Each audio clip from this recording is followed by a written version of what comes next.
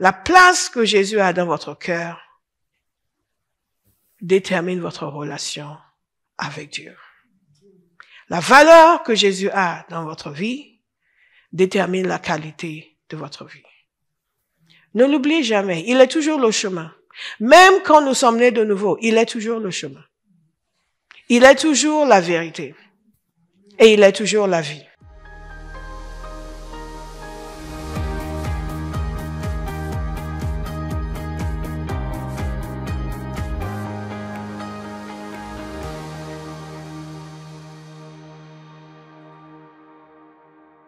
En Pierre chapitre 1, il nous a dit ceci. Béni soit Dieu, le Père de notre Seigneur Jésus-Christ. Conformément à sa grande bonté. Conformément à sa grande bonté, il nous a fait naître de nouveau à travers la résurrection de Jésus-Christ. Pour une espérance vivante, pour un héritage qui ne peut ni se détruire, ni se souiller, ni perdre son éclat. Il vous est réservé dans le ciel, à vous qui êtes gardés par la puissance de Dieu, au moyen de la foi, pour le salut prêt à être révélé dans les derniers temps. À vous qui êtes gardés par la puissance de Dieu, au moyen de la foi, pour le salut prêt à être révélé dans les derniers temps. Verset 6, c'est ce qui fait votre joie. Même si maintenant, puisqu'il le faut, vous êtes pour un peu de temps attristés par diverses épreuves.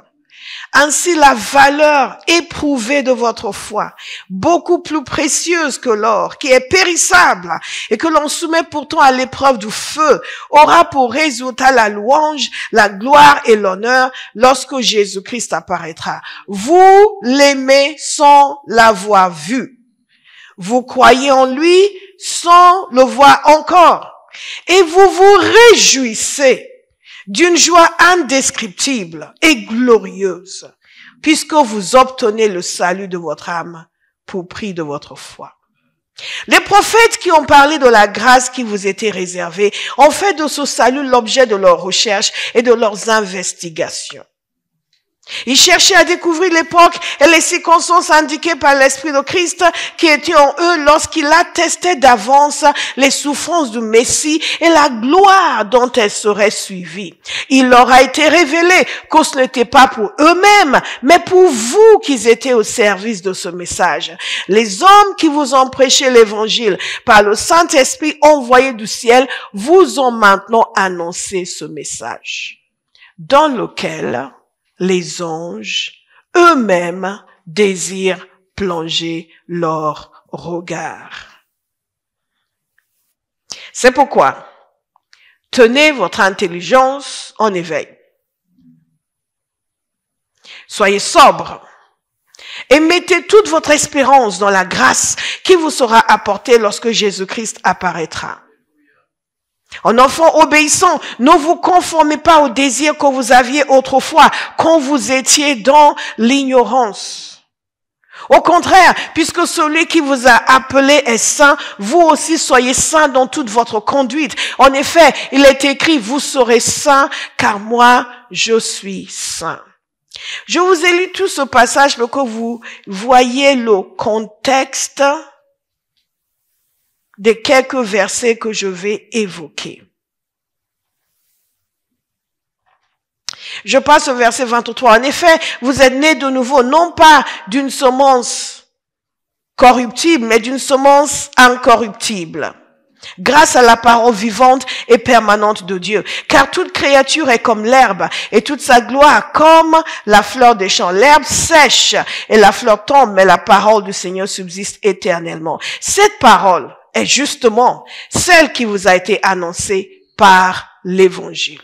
Il y a plusieurs choses qui se passent dans ce passage et nous allons continuer aussi ensuite avec le chapitre 2. Il y a plusieurs choses qui se passent dans ce passage. L'apôtre Paul est en train de les exhorter concernant leur salut. Le salut qu'ils ont reçu. La valeur et la grandeur de ce salut. Et il leur a dit de tenir leur intelligence en éveil. Littéralement, ça veut dire saigner les reins de votre esprit, de votre intelligence ou de votre pensée. Et comment ils vivent ce salut dans le moment présent et ensuite le salut qui sera révélé à la fin des temps. Nous sommes en train de parler du renouvellement de l'intelligence. Nous avons vu à quel point nos pensées peuvent être divergentes par rapport à la pensée de Dieu. Nous avons vu la nécessité, l'impératif, l'exigence du Seigneur pour que nous changions notre manière de penser et commencions à penser comme lui pense. Et je vous ai expliqué que ce n'est pas une suggestion, c'est un ordre. Nous sommes sous l'ordre de la part du Seigneur de modifier notre fonctionnement mental pour nous harmoniser avec lui. Alléluia. Dans cette vie chrétienne, il y a des choses que Dieu fait pour nous, il y a des choses qu'il exige que nous fassions pour nous. Et ceci en fait partie. Le renouvellement de l'intelligence. Et dans cette partie de la parole de Dieu, nous voyons l'apôtre Paul qui leur parle de la gloire du salut. Nous avons parlé du fait que nous devons renouveler notre intelligence concernant ce que nous pensons du Père, ce que nous pensons du Fils. Et nous avons vu jeudi soir à quel point nous pensons peu au Fils, à quel point Jésus est absent de nos pensées. Et à quel point ce message venait à point nommé pour nous amener à changer radicalement de fonctionnement mental. Nous appartenons à un siècle qui profite de Jésus sans se donner à Jésus. Et le Seigneur nous demande de changer radicalement. Romains 12, soyez transformés par le renouvellement de votre intelligence. Chaque personne qui est convertie est appelée à passer par un changement radical. Pas avant la conversion, après la conversion. Donc la question de se camper sur son caractère, son style de vie, sa manière de penser, sa manière de fonctionner, cela n'existe pas dans la vie chrétienne. Certes, nous sommes une génération rebelle qui s'y croit, où nous pensons que nos idées valent celles de nos conducteurs, que nos opinions valent celles de nos pasteurs. Mais il n'en est rien dans la parole de Dieu. La parole de Dieu est claire sur la nécessité pour nous de nous soumettre à un changement radical provoqué par sa parole, la parole qui nous est enseignée, la parole que nous méditons. Toute personne qui se convertit et qui dit « moi je suis comme ça, qu'on me laisse », est une personne qui soit ne va pas faire long feu dans la maison de Dieu, soit va subir en continu la domination de Satan. Parce que la parole de Dieu nous dit ceci, soumettez-vous à Dieu, résistez au diable et il s'enfuira loin de vous. En d'autres termes, en absence de soumission à Dieu, il n'y a aucune résistance envers le diable. Mais nous ne nous soumettons pas à Dieu pour que Satan nous laisse tranquille. Nous nous soumettons à Dieu parce que nous sommes nés de Dieu et que nous aimons le Seigneur et que nous ne sommes pas des imbéciles. Et nous ne sommes pas des imbéciles. Nous ne pouvons pas dire, j'ai reçu son salut, maintenant je vis comme je veux. Quand j'étais perdu, est-ce que j'aurais pu faire quoi que ce soit pour moi-même? Non, pas tout fait pour moi.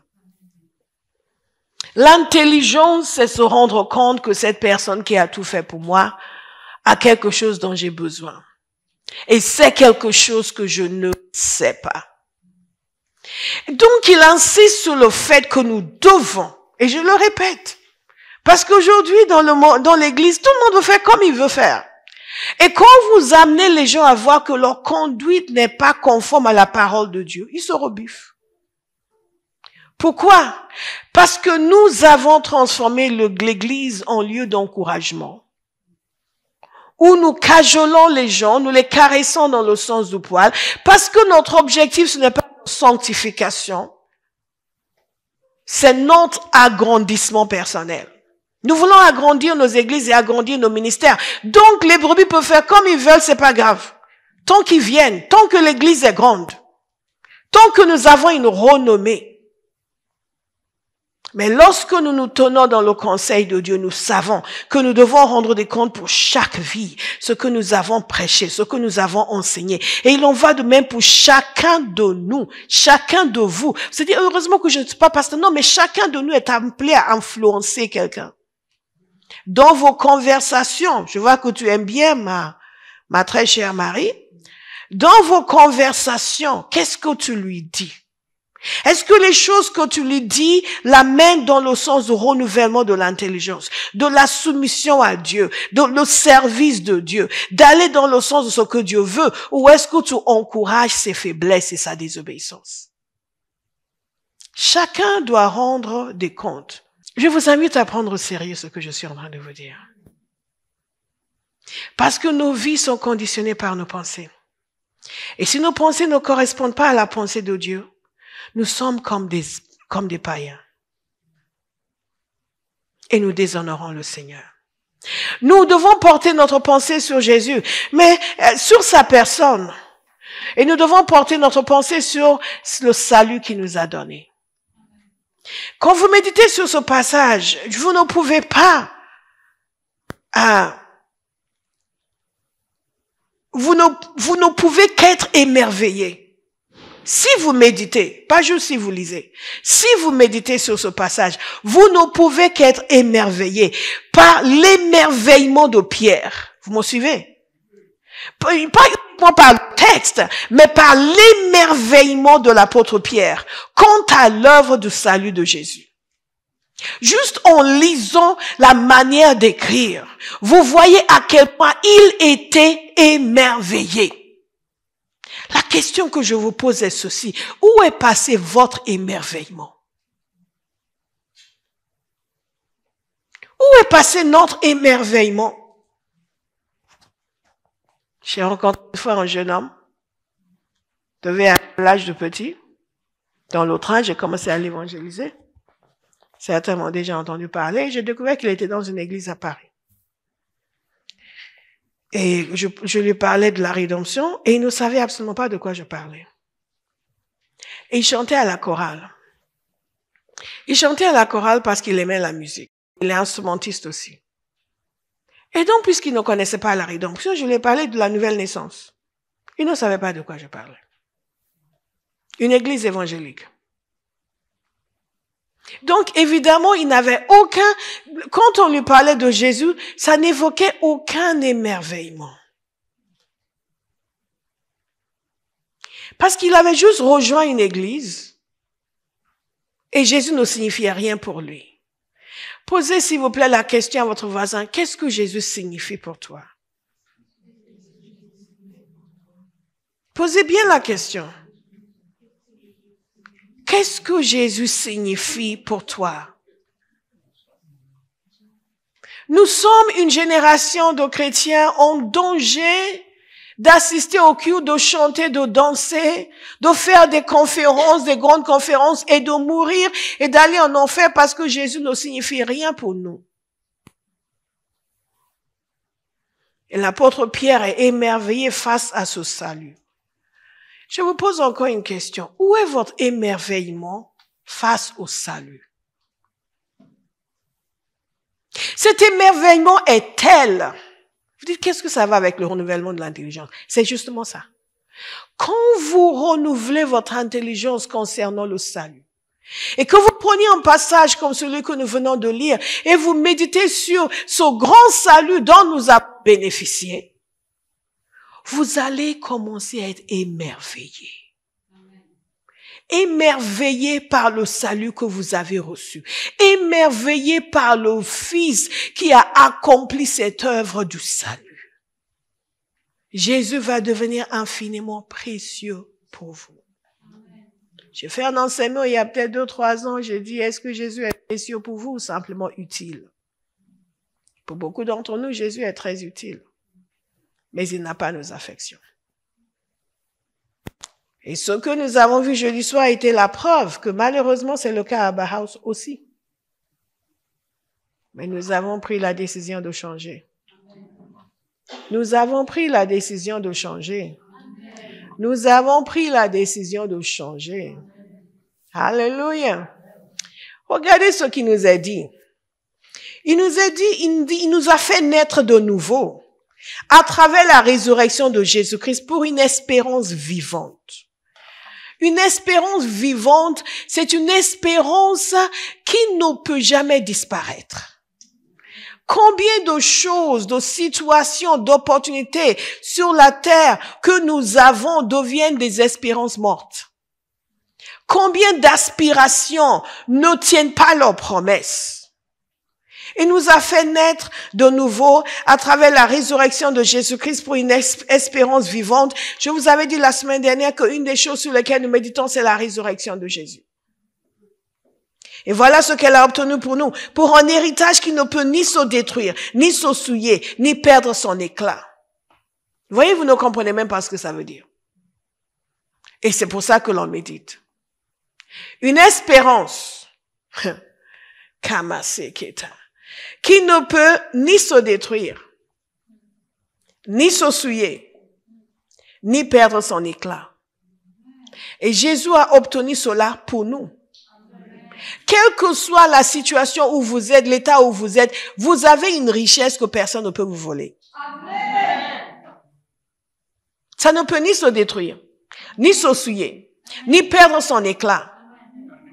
Et vous ne pouvez pas méditer là-dessus continuellement sans avoir une assurance, une fermeté, une joie à l'intérieur. Combien de fois les chrétiens sont submergés par des problèmes de la vie? Submergés par telle chose. Il n'y a aucune difficulté, aucun problème qui peut mis sur une balance, être l'équivalent de l'espérance vivante que nous avons. Mais pour beaucoup de nous, ce sont juste des mots. Ça n'a pas de concrétisation à l'intérieur. Et il nous dit qu'il y a un héritage qui nous est réservé dans le ciel.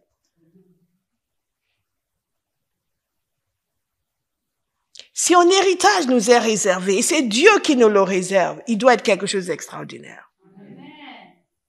En d'autres termes, aucun enfant de Dieu ne peut être appauvri. Amen. Mais est-ce que nous avons la capacité de voir au-delà du visible et au-delà du naturel? Lorsque nous renouvelons notre intelligence et nous appliquons la parole de Dieu et que ces choses vivent dans nos pensées, lorsqu'on va vous dire, on ferme là-bas, on veut pas de voir, moi j'ai un héritage. Même sans le dire de cette manière-là, il y a un état d'esprit qui est façonné à l'intérieur de vous. Il est temps que les chrétiens commencent de nouveau à penser comme des chrétiens. À penser comme des chrétiens. Nous sommes appelés à renouveler notre intelligence concernant le salut que nous avons reçu, la valeur du salut que nous avons reçu. Beaucoup d'entre vous, vous connaissez cette histoire, comment, quelques années après ma conversion, j'étais en train de prier à la Nation, dans mon petit appartement de la place de la Nation. Jesus, thank you, thank you. Thank you, Holy Spirit. Et une révélation est descendue dans mon cœur parce que je cherchais le Seigneur. J'étais jeune, mais j'avais soif de Dieu. Et je cherchais, je voulais le connaître. Et ce jour-là, dans mon temps de prière, une révélation est descendue dans mon cœur concernant la valeur du salut. Et j'ai commencé à crier, I'm saved. I'm saved. I'm saved. C'est comme si on appliquait une vérité à l'intérieur. On déposait quelque chose et à chaque compréhension, c'était yeah! Vous savez, il y a des gens, vous êtes là, tu dis, oh, j'ai un cadeau pour toi. Vous ouvrez, c'est une perle. Oh, merci. Après, vous ouvrez, c'est un bracelet en argent. Oh! Après, c'est un collier en or massif. Oh! Après, c'est en diamant. C'était comme ça. À chaque fois, c'était I'm saved. Comme si il déposait compréhension, révélation du salut. Et chaque dépôt était plus merveilleux que le précédent. Et je criais, I'm saved. Bien aimé. Une personne qui hésite concernant sa foi n'a pas encore renouvelé son intelligence sur le salut. Pierre, il était émerveillé. Il a dit ceci. Béni soit Dieu, le Père de notre Seigneur Jésus-Christ. Conformément à sa grande bonté, il nous a fait naître de nouveau. Il est en train de nous dire, mais vous vous rendez compte, Dieu est grand.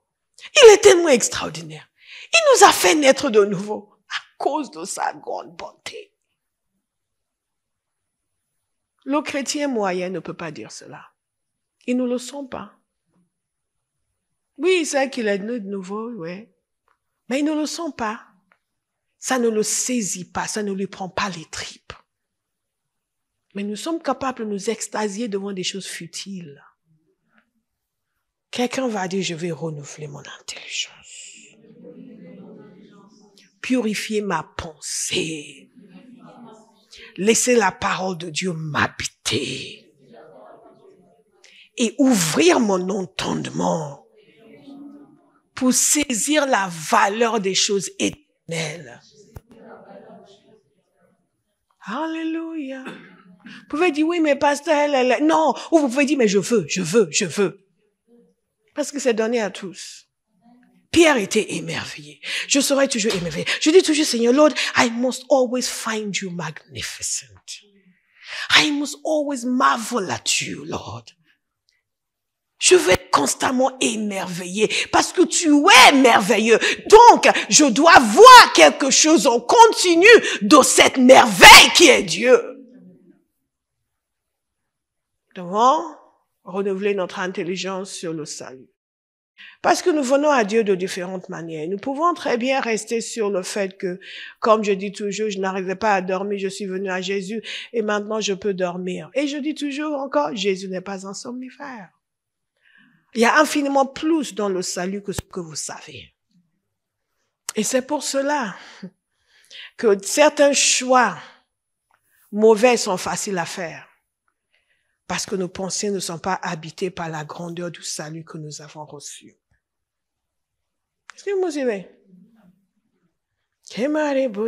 Même si je suis en train de prêcher à moi-même ce matin, je suis contente. Parce que le fait d'être sauvé, waouh!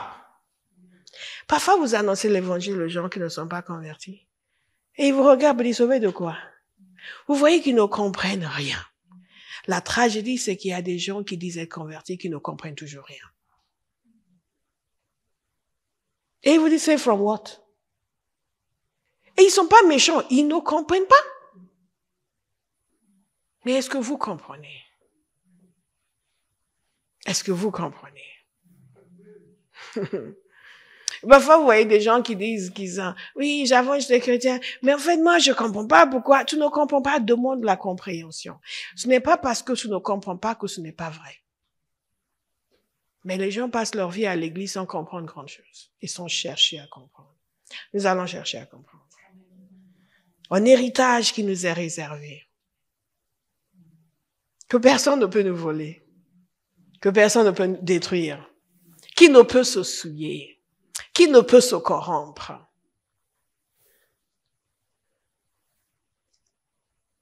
Et ensuite, il parle de la manière de vivre le salut dans le présent.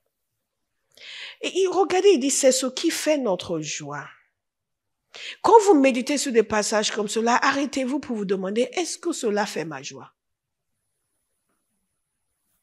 N'est-ce pas, monsieur? Est-ce que cela fait ma joie? C'est ici que ça se passe. Pas. Est-ce que cela fait ma joie? Quand tu lis ce passage et quand tu penses à ces choses, est-ce que ton cœur est rempli d'allégresse? Ou est-ce que tu dis, ah ok, c'est ce que Dieu a fait, gloire à Dieu. Et quand vous méditez et que vous êtes en mesure de dire, en fait, ça fait pas ma joie. Moi, ma joie, c'est quand le Seigneur répond à une prière, que je lui demande de me donner une nouvelle voiture, là, j'ai la joie.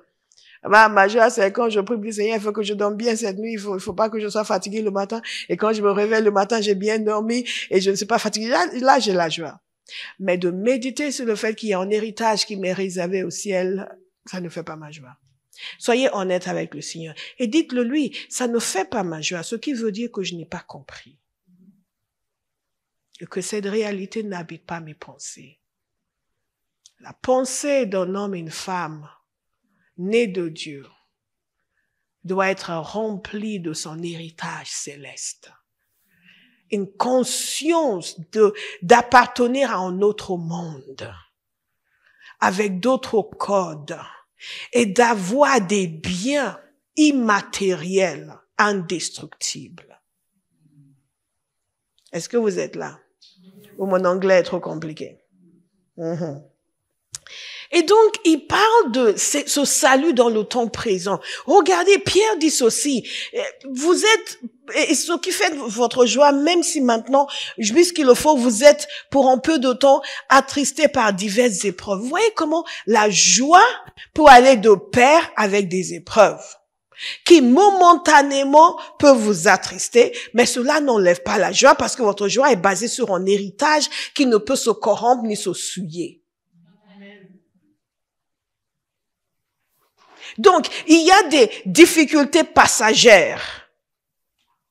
Et même au milieu, vous gardez votre joie. Et quand vous sortez de là, vous continuez dans cette joie qui est basée sur un héritage éternel parce que votre intelligence a été renouvelée. Beaucoup des choses pour lesquelles nous nous plaignons ne sont pas des choses qui doivent nous amener à nous plaindre. Nous nous plaignons simplement parce que Jésus ne fait pas notre joie. Parce que les circonstances font notre joie. Et puisque ces circonstances sont néfastes, nous avons l'impression que c'est la fin de notre vie. Où est Dieu? Pourquoi il fait pas ça? Parce que Dieu n'a rien d'autre à faire que juste de vous contenter tous les jours. Non. Je vais renouveler mon intelligence. Je vais recevoir la joie des choses que Jésus a obtenues pour moi grâce à son sacrifice. Regardez, pour bien souligner, je vais revenir en arrière. Est-ce que c'est trop fort? Et si vous ne trouvez pas que c'est trop fort, renouvelez votre intelligence. Il parle de notre foi, qui doit conduire à la louange, la gloire, l'honneur. Ça, c'est l'expérience du salut au jour d'aujourd'hui. Méditez sur ce passage du verset 6 au verset 9, parce que c'est ça qui montre comment nous sommes censés vivre aujourd'hui, si nous avons l'intelligence renouvelée. Mais maintenant, regardez au verset 10. Pierre est émerveillé, il veut que nous soyons émerveillés. Je suis en train de parler du fait que nous devons renouveler notre intelligence sur le salut. Avoir nos pensées habitées par la valeur du salut que nous avons reçu. Beaucoup de gens vont faire des confessions, vont déclarer qui ils sont en Christ, et cela n'a pas de valeur pour eux, parce que le salut que Christ a obtenu n'a pas de valeur. Est-ce que vous me suivez? Je vous donnais l'exemple l'autre jour, du fait que j'avais dit à la journée de cours de fondement que la petite, si on lui disait, écoute, telle personne t'aime bien, elle va faire, ok, d'accord. Parce que telle personne n'a pas beaucoup de valeur à ses yeux. Mais si on lui dit, pasteur t'aime bien, elle fait, oh, pasteur t'aime bien, il y a un changement. Pourquoi? Parce que pasteur a de la valeur à ses yeux. Et comment vous le savez? Je le sais. Donc, quand je confesse, je suis né de Dieu, je suis sauvé, ça peut changer quelque chose radicalement en moi, comme ça peut ne rien changer. Tout dépend de la valeur de la nouvelle naissance à mes yeux. Est-ce que vous comprenez pourquoi vous devez méditer sur la nouvelle naissance? Avant de méditer sur le fait que vous êtes né de nouveau. Non, vous ne comprenez pas. Je vais le répéter.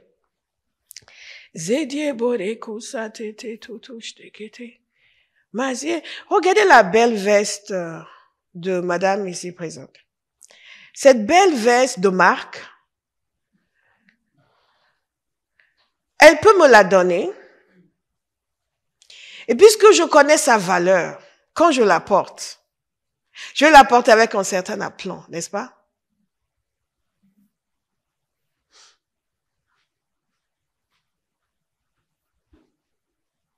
Déjà que j'ai un certain style, mais avec sa veste, my God, attention à vous.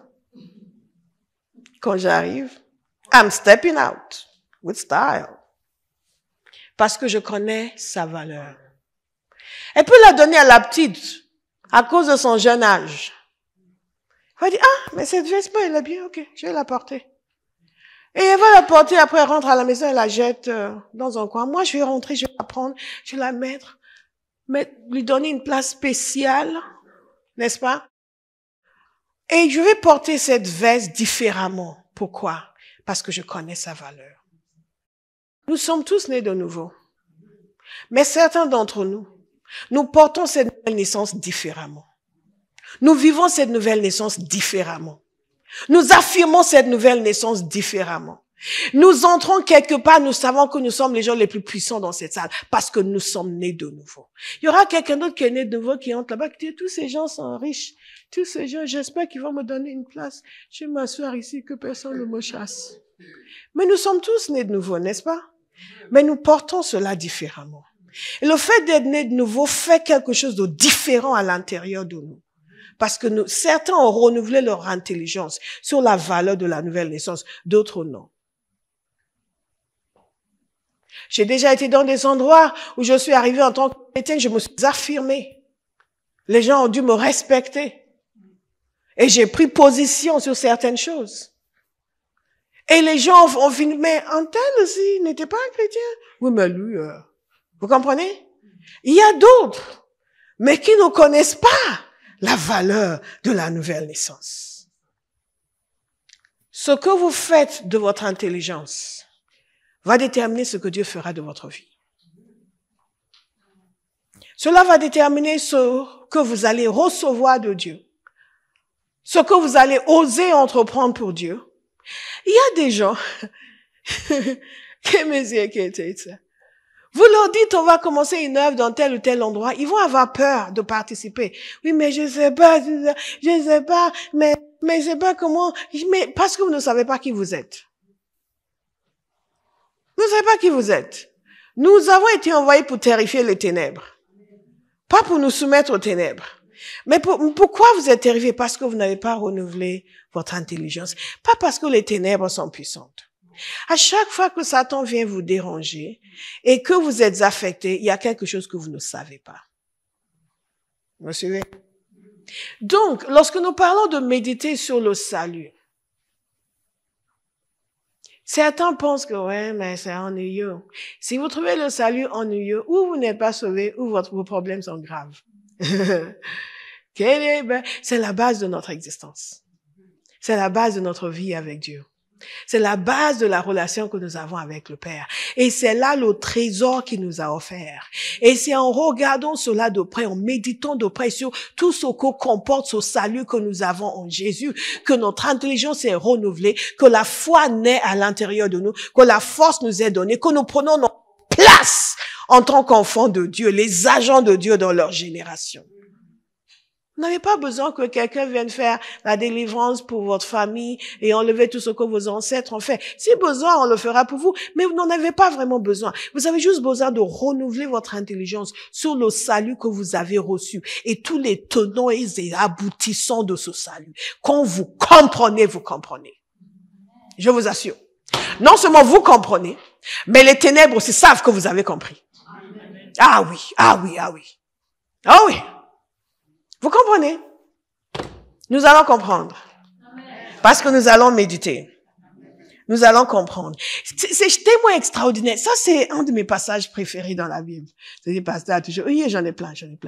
Il nous dit ceci. Les prophètes qui ont parlé de la grâce qui vous était réservée ont fait de ce salut l'objet de leurs recherches et de leurs investigations. Ah! Est-ce que vous avez compris ce que ça veut dire?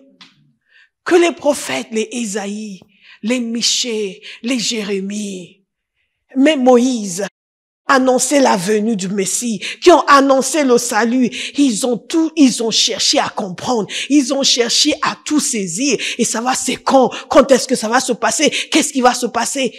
Et ils ont appris que c'était pas pour leur temps, mais c'est pour nous. Et beaucoup d'entre nous, nous ne faisons aucune investigation, aucune recherche, aucun effort pour comprendre ce que nous avons reçu. Vous savez ce qui est encore plus fort dans ce passage? C'est qu'il nous a dit que ce message qu'ils ont annoncé, ce salut qu'ils ont annoncé. L'autre jour, notre bien-aimé cherchait Isaïe 53. Que ces choses extraordinaires qu'ils ont annoncées, c'est l'évangile qui nous a été prêché. Ah, c'est tout ce que ça vous fait. C'est l'évangile qui nous a été prêché. C'est l'évangile que nous avons reçu. Alléluia. Mais il n'y a pas que ça. Ils disent, dans ce message dans lequel les anges eux-mêmes désirent plonger leur regard, c'est qu'il y a quelque chose d'aussi extraordinaire dans ce message, que même les anges qui sont devant le trône de Dieu jour et nuit, ça les intéresse. La nouvelle naissance les intéresse. Le salut les intéresse. La rédemption les intéresse. Même eux, ils veulent comprendre. Ils veulent voir les tenants et les aboutissants. Ces gens rachetés, qu'est-ce que ça donne? Qu'est-ce que c'est? Ah, comment est-ce qu'ils fonctionnent? Ah, c'est comme ça!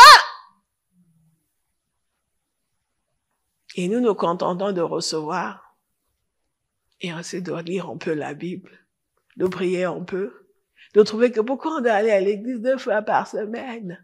Quand votre intelligence est renouvelée sur le salut, vous voudriez aller à l'église tous les jours. Tout ce que nous n'avons pas envie de faire et que Dieu veut que nous fassions est le reflet du non-renouvellement de notre intelligence. Et la réponse, ce n'est pas de suivre nos envies, c'est de suivre la parole de Dieu. Vous me suivez? Vous êtes encore là? Vous êtes en train d'aimer ce message? Moi, je suis en train d'aimer ce message. Parce que je vais me pencher de nouveau encore sur le salut. Et méditer encore. Et confesser encore. Et dire encore, Père, révèle-moi. What is it I have not seen? Je dois voir. Donc, avant de vous dire que vous devez avoir la révélation du fait que vous êtes né de Dieu, vous devez d'abord valoriser le fait d'être né de Dieu. Avant de vous dire que vous devez croire, vous devez confesser que, je suis né de nouveau, vous devez savoir ce que c'est né de nouveau. Ça doit avoir de la valeur à vos yeux. Un peu comme la veste de Mercy. Et quand vous allez chez la petite, vous allez trouver que, elle a dit, finalement, j'aime pas trop, elle a jeté ça par terre quelque part. Mais quand vous venez chez moi, vous voyez qu'elle a encore sa place d'honneur. Pourquoi? Parce que j'ai une révélation. J'ai renouvelé mon intelligence. Alléluia. Concernant la valeur, quelqu'un va renouveler son intelligence et va se laisser enseigner par le Saint-Esprit. Absorber la parole de Dieu sur ce grand salut que même les anges veulent comprendre. My God. Et laisser sa pensée changer. Sa vie transformée, son fonctionnement transformé par la compréhension du salut. Je ne sais pas si c'est vous, mais je sais que c'est moi. Alléluia. Et il nous dit, et le salut que nous avons reçu, mais aussi que nous allons recevoir. Parce qu'il nous parle encore d'autre chose qui doit habiter nos pensées. Il dit ceci, c'est pourquoi tenez votre intelligence en éveil. Littéralement, cette expression veut dire saigner les reins de votre intelligence, de votre pensée, de votre esprit. Qu'est-ce que ça veut dire? Je ne sais pas s'il y a quelqu'un qui peut saigner ses reins ce matin. Je regarde comment vous êtes habillés. Non, pas tellement. Peut-être la miss avec son espèce de tunique, là. Mais ces gens portaient de longs, j'aurais dû porter une tunique pour vous montrer, portaient de longues tuniques amples. N'est-ce pas? Et donc, ils déambulaient comme ça à la maison. Vous voyez? Style boubou. Et ils déambulaient comme ça à la maison. Mais quand ils devaient sortir, il fallait mettre quelque chose pour les tenir. Parce que s'il faut courir, il faut courir. S'il faut marcher vite, il faut marcher vite. On marche pas vite. Vous voyez comment ces femmes, là, dans leur, ça comme ça. Il y a une certaine démarche qui correspond à certains habits, n'est-ce pas? Et donc, quand il fallait se mettre au travail, il fallait avancer, il fallait progresser, il fallait sortir, il fallait bouger, on mettait une ceinture pour serrer, n'est-ce pas? Pour tenir cela, pour être smart, comme on dit. Et c'est ce qu'il dit ici. Et c'est ce qu'il faut faire avec votre intelligence. Donc, préparez votre intelligence à l'action. Ça, c'est une autre traduction. En d'autres termes, il y a une action à faire au niveau de votre mental pour que votre système de pensée soit en phase avec la parole de Dieu. Et que vous puissiez agir conformément à la pensée de Dieu. Alléluia. Il dit ceci, tenez votre intelligence en éveil, soyez sobre et mettez toute votre espérance dans la grâce qui vous sera apportée lorsque Jésus-Christ apparaîtra. Donc, il y a aussi une autre dimension de ce salut, c'est que Jésus va revenir. Donc, il dit ceci, préparez votre intelligence pour le retour de Jésus. Préparez vos pensées pour qu'elles espèrent le retour de Jésus. Et vivez de cette manière-là. Soyez sobres et gardez votre espérance sur le retour de Jésus. Que cela soit dans votre pensée, dans vos cœurs, le retour de Jésus, où vous entrez dans une autre dimension du salut, doit habiter vos pensées. Si je vous pose la question, vous dites combien de gens ici pensent au retour de Jésus? Mais c'est ce que la parole de Dieu nous dit de faire. Alléluia. Donc, quand on parle de renouvellement de l'intelligence, nous sommes en train de dire, nous devons assainir nos pensées et faire habiter les pensées de Dieu dans nos pensées.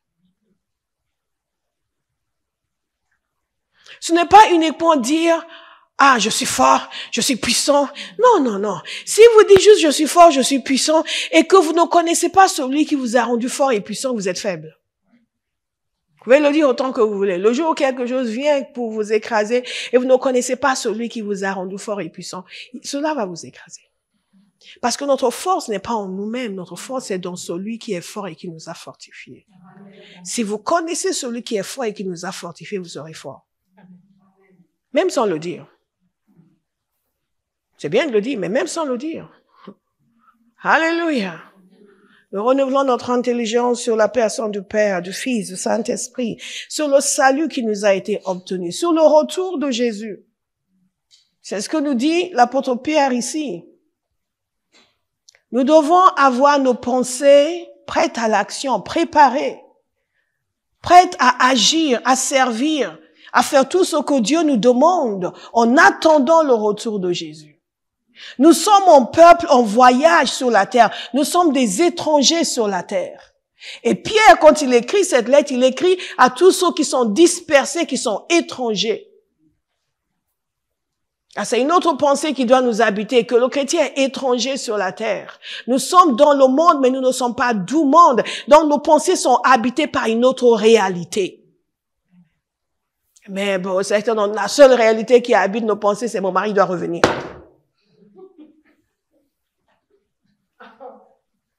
Cette femme doit lâcher mon copain. Elle est à côté, moi aussi je suis là. Vous me suivez?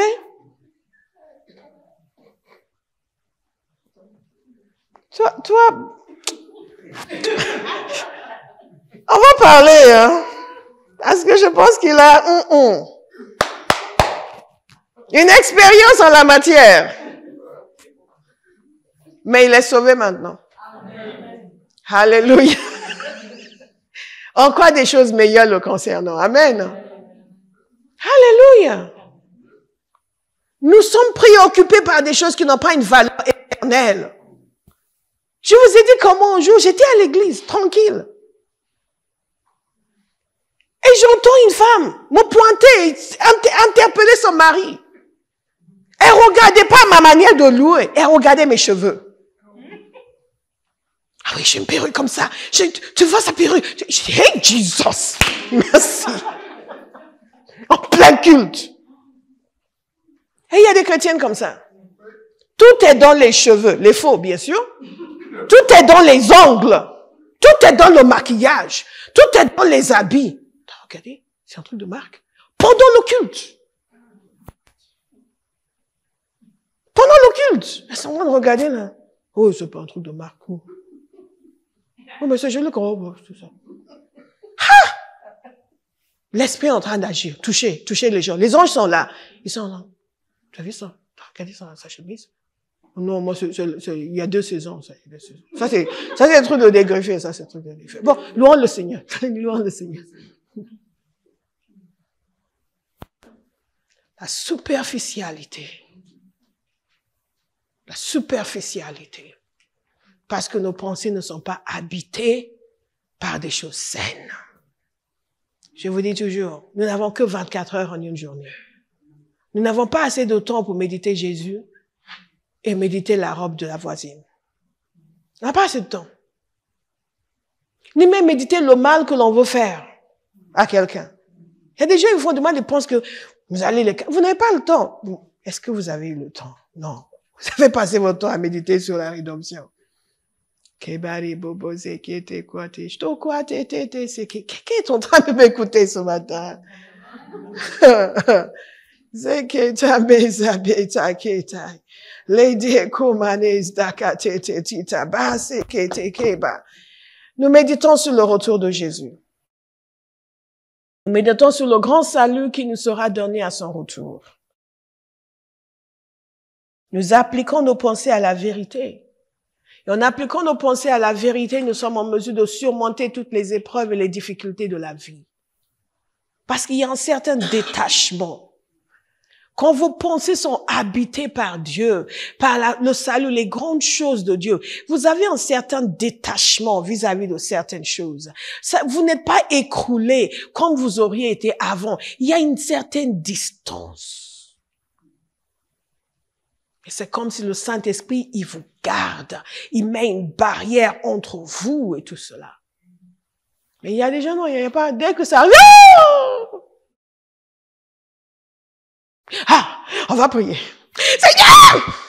Hey, Dieu, interviens. Oui, ma vie est finie. Quoi? Et quand vous entendez les gens dire leur vie est finie, pourquoi? Ta vie est finie pour ça, elle ne doit pas valoir grand-chose. Si elle est finie pour ça. Moi, ma vie a de la valeur. Dites, ma vie a de la valeur. Ma vie a de la valeur. Ah non, je suis née de Dieu. Ma vie a de la valeur. Elle va servir la cause de Christ sur la terre. Donc, peu importe les manigances des uns des autres, whatever. Vous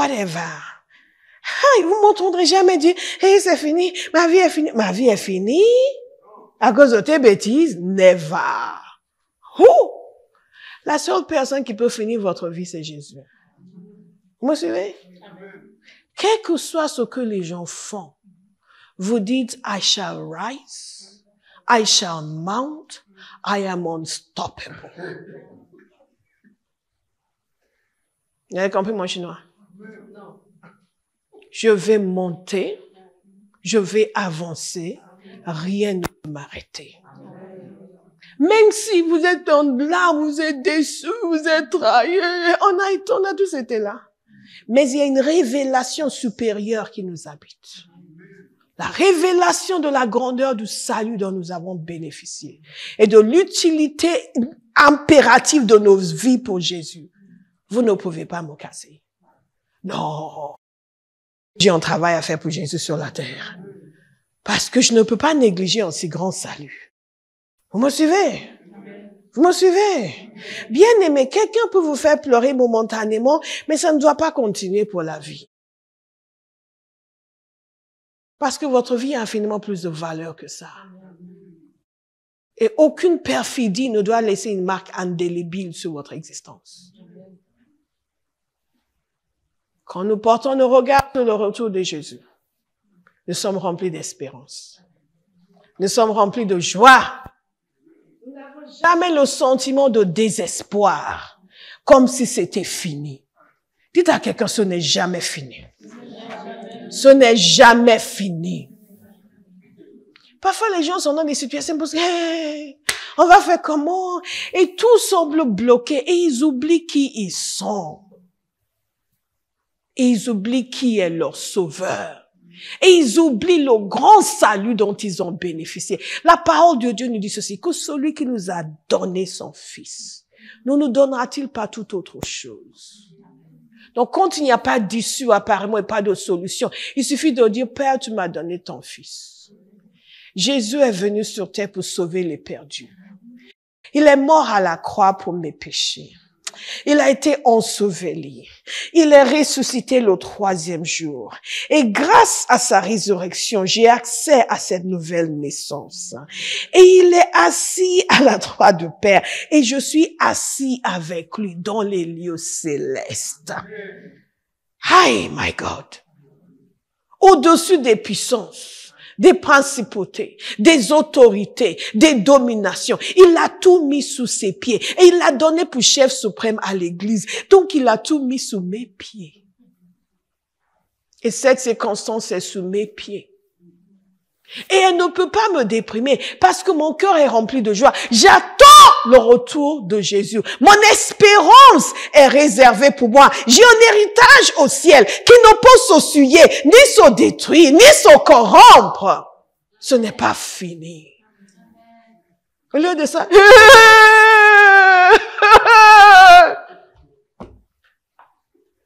je vais la voir. Cette haine-là ne va jamais finir.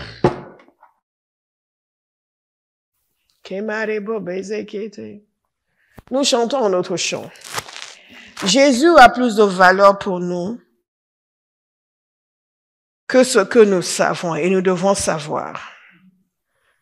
La parole nous dit que lorsque nous le reverrons, nous serons comme lui. Vous voyez que vous ne connaissez pas ça. Vous ne le méditez pas, donc ça ne vous fait rien. Nous serons comme lui. Nous le verrons tel qu'il est et nous serons comme lui. Quand vous méditez sur ces choses, votre cœur est rempli d'espérance. On continue et de joie. Nous serons comme lui. Nous serons comme lui. Et nous méditons sur le fait que nous sommes nés de nouveau, non pas d'une semence corruptible, mais d'une semence incorruptible, grâce à la parole vivante et permanente de Dieu. Et vous savez, ici, de nouveau Isaïe, en nous disant que toute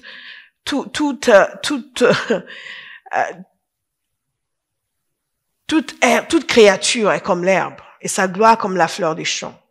L'herbe sèche et la fleur tombe, mais la parole du Seigneur subsiste éternellement. Et cette parole, c'est l'évangile que nous avons reçu. L'assurance est le fruit inéluctable d'une intelligence renouvelée. Notez-le, le degré de l'assurance que vous avez en tant que chrétien est le degré de renouvellement de l'intelligence que vous avez subi. Nous avons nos grands shows où nous boostons les gens. On peut à la manière de la motivation dans le monde. Nous avons, en faisant un grand bruit avec notre musique tonitruante et nos chants agressifs. Et nous faisons tout ça dans nos conférences aussi. Et nous leur faisons des grandes déclarations, ils sont boostés, mais leur intelligence n'est pas renouvelée. Ce que je propose, c'est de nous renouveler votre intelligence. Et ça se demande un vrai travail, une application, en sérieux, pas juste une excitation momentanée. Alléluia. Une application. Et pour terminer, je vais vous inviter à méditer sur le caractère précieux de Jésus. Sa valeur, l'honneur qui lui est dû. Nous avons vu la nécessité de méditer sur son œuvre, sur sa personne, sur le salut, mais aussi sur sa valeur, son honneur. Il y a quelque chose dans ce passage de 1 Pierre 2 qui est vraiment bouleversant pour moi. Il nous a dit, approchez-vous de Dieu, la pierre vivante, rejetée par les hommes, mais choisie et précieuse devant Dieu. Choisie et précieuse devant Dieu. Ce que ce passage nous dit, et ce mot précieuse veut aussi dire honorer. Ce que ce passage est en train de nous dire, que le Père honore le Fils, qu'il est précieux pour lui. La version du Sommeur, est-ce que je l'ai noté? Oui. Et car il est la pierre vivante que les hommes ont rejetée, mais que Dieu a choisie et à laquelle il attache une grande valeur. Votre vie chrétienne est définie par la valeur que vous attachez à Jésus. Il est le chemin, la vérité et la vie. Nul ne vient au Père si ce n'est par lui. La place que Jésus a dans votre cœur détermine votre relation avec Dieu. La valeur que Jésus a dans votre vie détermine la qualité de votre vie. Ne l'oubliez jamais, il est toujours le chemin. Même quand nous sommes nés de nouveau, il est toujours le chemin. Il est toujours la vérité. Et il est toujours la vie. Il reste le chemin. Il reste la vérité. Parce que ce qui fait la substance de notre salut a été acquis par lui. Et c'est en le contemplant, en méditant sur lui, que nous comprenons les tenants et les aboutissants de ce salut qu'il a obtenu. Et c'est en comprenant les tenants et les aboutissants de ce salut qu'il a obtenu que nos vies sont transformées, que nos pensées sont changées, et que la force, l'autorité qui est la nôtre devient notre expérience. Dieu nous a donné autorité sur la terre, mais ce n'est pas en dépit de nous. Je vais le redire. Il nous a donné autorité sur la terre, mais ce n'est pas en dépit de nous. En d'autres termes, nous pouvons fonctionner comme nous voulons, sans être sérieux avec Dieu, et nous allons quand même exercer l'autorité. Non. Parce que même s'il nous a donné autorité, il y a une certaine compréhension qui nous permet de l'exercer. N'est-ce pas? Il y a quelque chose que je sais qui fait que je peux me tenir devant vous sans avoir peur. Quelqu'un d'autre qui est habité par d'autres pensées va être là, mais va avoir peur. Dit, mais qu'est-ce qu'il a? Il y a quelque chose que quelqu'un lui a dit qui fait en sorte qu'il a peur. On peut me dire la même chose sans que je réagisse avec la peur. Pourquoi? Parce que j'ai une autre révélation. La révélation que vous avez de Dieu va déterminer votre capacité à vivre une vie forte, puissante et à exercer l'autorité. Amen. Je comprends le salut. Je comprends aussi qu'il n'y a pas de sorcellerie contre Jacob. Il n'y a pas de sorcellerie contre Jacob. Il n'y a pas de divination contre Israël. Que si vous vous cognez contre moi, vous vous cognez contre Dieu. Et vous le savez avec une assurance à toute épreuve. Parce que vous avez compris le passage de la mort à la vie. Et le fait que la malédiction a été brisée. Papa a eu des pauvres. Ses deux fils sont dans le ministère. Le premier travaille avec lui dans l'église. C'est un garçon remarquable. Un serviteur de Dieu de grande qualité. Mais quand sa femme était enceinte de lui, elle est venue lui dire qu'elle était en train de saigner. Et normalement, dans ce genre de circonstances, ça voulait dire que l'enfant était parti. Il l'a regardé, il lui a dit ça. Il n'y a pas de problème. Tu n'es que du sang, pas l'enfant.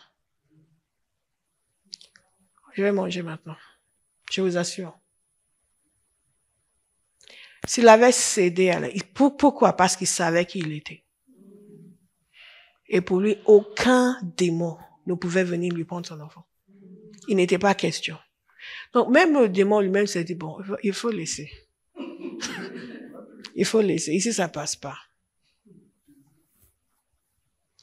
On ne plaisante pas quand on vous parle du renouvellement de l'intelligence. Il y a beaucoup de choses que les chrétiens subissent aujourd'hui qui ne devraient pas subir.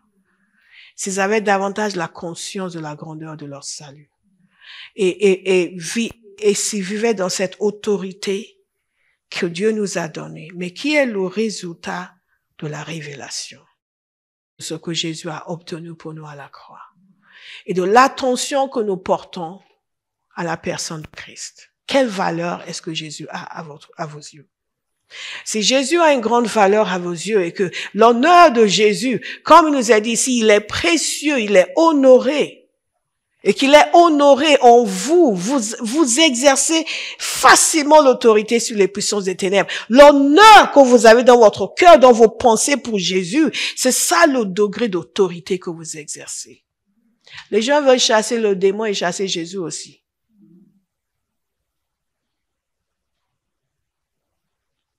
Alléluia. Nous allons renouveler notre intelligence. Jésus va être grand à nos yeux, honoré dans nos pensées, vénéré, honoré, vénéré. Toute la place qui lui revient, l'honneur, le Père, il est choisi et il est précieux. Et pour nous, il est juste utile. Et il dit ceci au verset 5, et vous aussi comme des pierres vivantes. Vous voyez, nous tirons notre identité de l'identité de Jésus. Nous tirons notre valeur de la valeur de Jésus. Arrêtez de vouloir faire des déclarations, parce que sinon c'est des incantations. Si ce n'est pas basé sur la révélation de Christ, vous ne pouvez avoir aucune révélation de qui vous êtes en Christ si vous n'avez aucune révélation de Christ. Et vous aussi, des pierres vivantes. Nous verrons cela si Dieu le veut la semaine prochaine. Mais il nous a dit ceci, moi je place en Sion une pierre angulaire, choisie, d'une grande valeur. Dites d'une grande valeur. Jésus est cette pierre angulaire qui est d'une grande valeur. Nous allons le dire ensemble. Jésus est cette pierre angulaire qui est d'une grande valeur. Je vous dis, depuis quelque temps, Dieu veut reprendre son Église. Il veut de nouveau habiter pleinement le cœur de ses enfants. Il veut de nouveau être honoré, respecté, aimé par ses enfants. Il veut de nouveau être le sujet de nos pensées et de nos préoccupations. Il veut de nouveau voir ses enfants se réunir et passer leur temps à parler de Jésus. Il y a beaucoup de chrétiens qui ne peuvent pas passer 2 minutes à leur parler de Jésus. Ils veulent changer de sujet, ils s'ennuient. Parce que Jésus n'a pas de valeur à leurs yeux. Parce que l'intelligence n'est pas renouvelée. Parce que les pensées sont pourries. Et occupées par tout sauf par leur Sauveur. La grandeur du salut, la grandeur du Sauveur, c'est la grandeur de nos vies. Remercions le Seigneur.